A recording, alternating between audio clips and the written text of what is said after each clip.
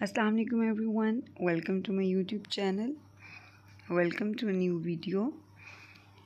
The video we have to discuss today is combustion analysis. आज हम देखेंगे कि combustion analysis क्या होता है और हम combustion analysis के ज़रिए कैसे एलिमेंट्स की परसेंटेजेस कैलकुलेट कर सकते हैं। ये भी फर्स्ट ईयर केमिस्ट्री का चैप्टर नंबर 1 का ही टॉपिक है, जिसमें हम एम्पिरिकल फार्मूला की कैलकुलेशन बेसिकली करना चाहते हैं थ्रू कंबस्शन एनालिसिस। सबसे पहले तो कंबस्शन किसे कहते हैं। एक ऑर्गेनिक कंपाउंड को जब ऑक्सीजन की प्रेजेंस में बर्न किया जाता है, जलाया जाता है, तो उसको कंबस्शन कहा जाता है। अब अगर एनालिसिस की बात करें तो मतलब कि कंबस्ट करते हुए एक ऑर्गेनिक कंपाउंड को जलाते हुए उस कंपाउंड में जो एलिमेंट्स हैं उनकी परसेंटेजेस को डिटरमिन करना। The process in which percentage of elements in compound is determined. कैसे? Through supply of oxygen. Oxygen ज़रूरी है बर्निंग के लिए। अगर हम कंबस्शन की बात करें तो उसमें सबसे पहली कंडीशन ही होती है कि ऑक्सीजन दी जाए। ठीक है, जैसे हम कोई भी जैसे लकड़ी जला रहे होते हैं हवा में, तो उसमें हवा में भी ऑक्सीजन है, वो ऑक्सीजन मिलती है लकड़ी को तो वो जलती है। तो क्या होगी? कंबस्शन। और कंबस्शन के ज़रिए हम जो एलिमेंट्स की परसेंटेजेस डिटरमिन करेंगे वो होगा कंबस्शन एनालिसिस। कैसे करेंगे हम आगे स्टडी करते हैं। अब ऑर्गेनिक कंपाउंड्स में हमारे पास, हमें पता है स्टूडेंट्स के क्या होते हैं, mainly carbon, hydrogen and mostly oxygen भी प्रेजेंट होता है। अगर किसी कंपाउंड में कार्बन और हाइड्रोजन प्रेजेंट है तो उसी कंपाउंड को ऑर्गेनिक कंपाउंड का नेम दिया जाता है।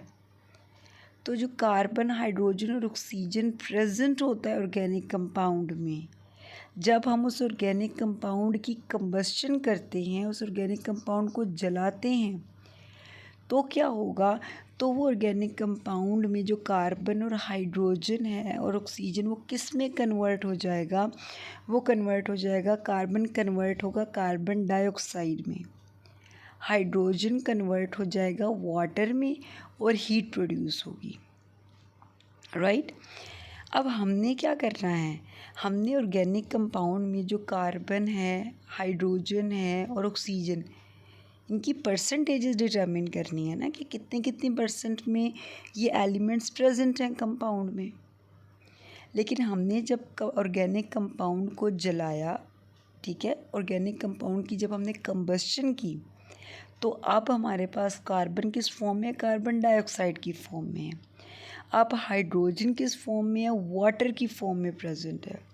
अब इस कार्बन डाइऑक्साइड और वाटर में से हमें कार्बन और हाइड्रोजन की परसेंटेज को डिटरमिन करना है। अब ये जो सारा कंबस्शन एनालिसिस हम करते हैं, जैसे अभी हमने देखा, हमें जो प्रोडक्ट्स मिलते हैं वो कौन से हैं? कार्बन डाइऑक्साइड और water.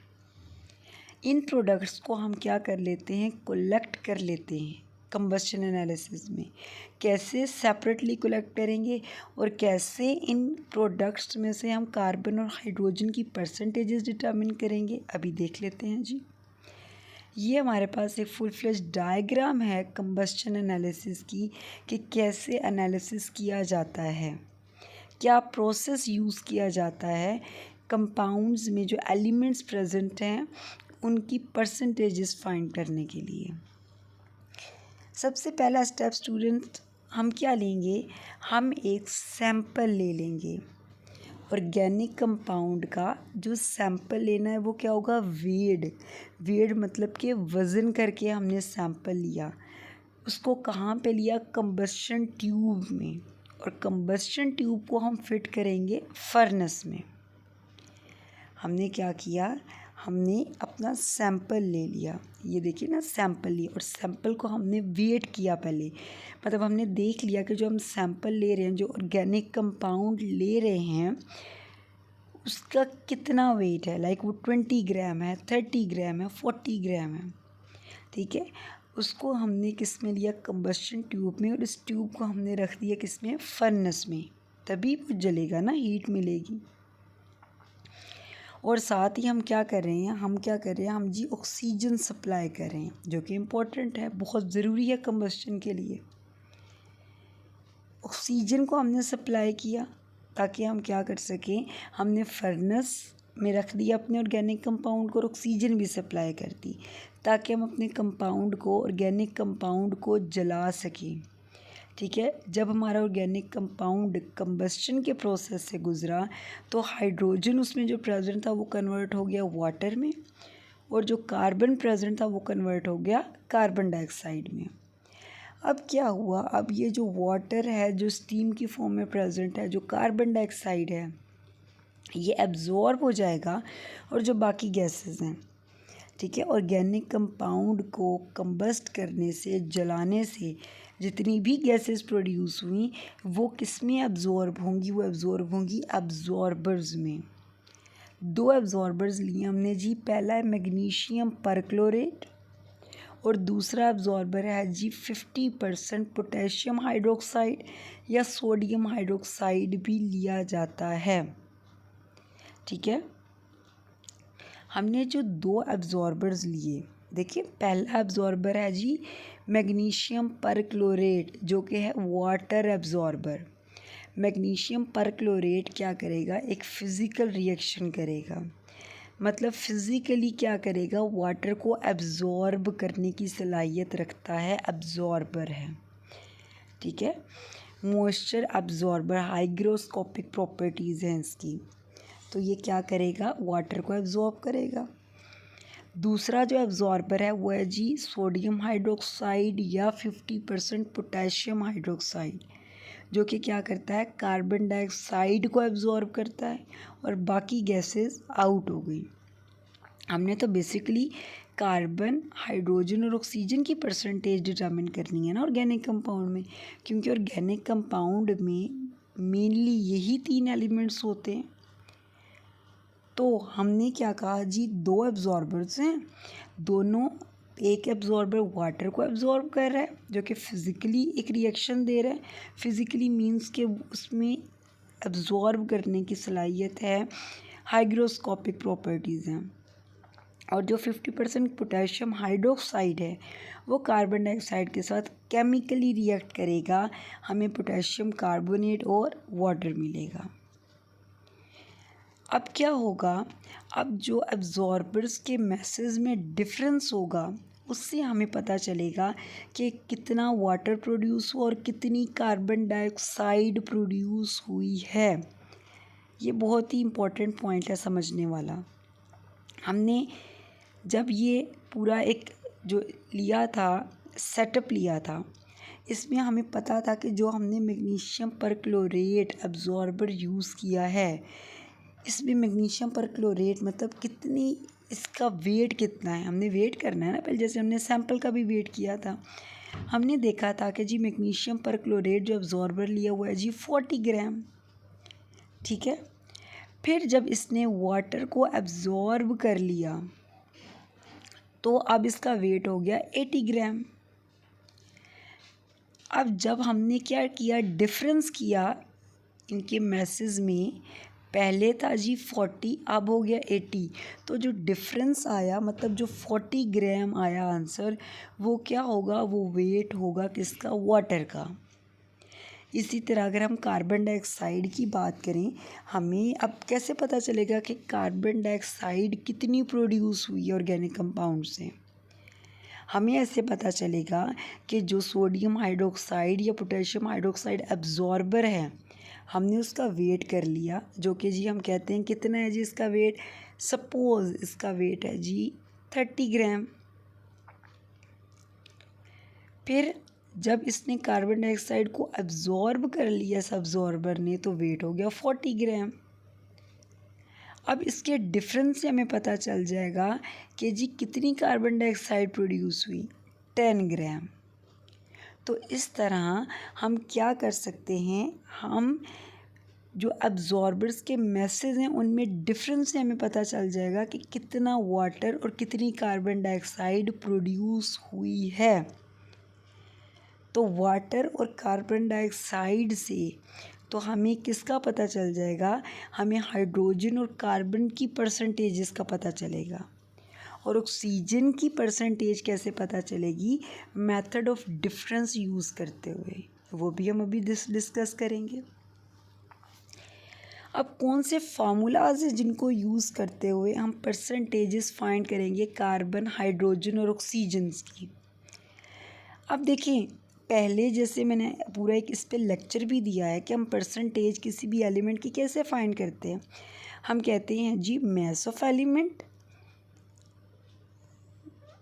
Divided by mass of compound multiply by 100। ठीक है, अब यहाँ पे क्या चक्कर है, यहाँ पे अब एलिमेंट का तो मास नहीं पता हमें। हाँ, हमें वाटर का मास ज़रूर पता है, हमें कार्बन डाइऑक्साइड का मास ज़रूर पता है। तो उस वाटर और कार्बन डाइऑक्साइड के मैसेज से हम कार्बन और हाइड्रोजन की परसेंटेज निकाल सकते हैं। तो इसलिए हमारे फार्मूला ज़रा डिफरेंट हो जाएंगे। जैसे कि कार्बन की परसेंटेज जो हम फाइंड करेंगे,